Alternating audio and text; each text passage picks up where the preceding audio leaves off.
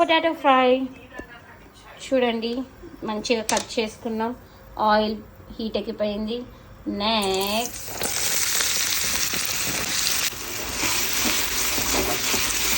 ఎప్పుడైనా కానీ స్పాచులా తోటి కలపొద్దు.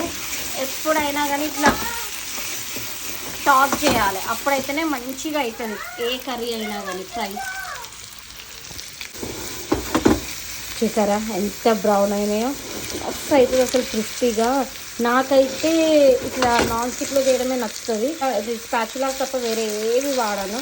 అసలు స్టీల్ అన్నది మనం యూజ్ చేయొద్దు, ఎందుకంటే అవి స్క్రాచెస్ వచ్చినాయి అనుకో అది యూజ్లెస్ అయిపోతుంది.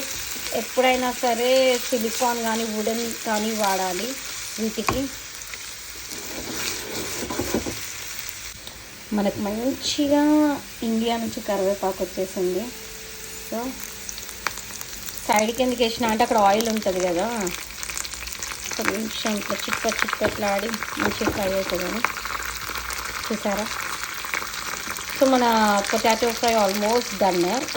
ఇంకొంచెం సేపు ఇట్లా మనము ధనియాల పొడి ఎక్కువ వేసుకున్నారనుకోండి మస్తు ఉంటుంది అసలు పొటాటోలో.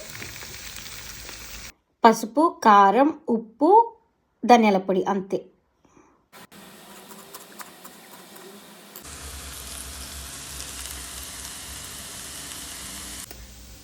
వేడి వేడి అన్నం, మంచి వేడి వేడి అన్నంలో వేడి వేడి పొటాటో ఫ్రై వేసుకుందాం ఇప్పుడు. ఆహా,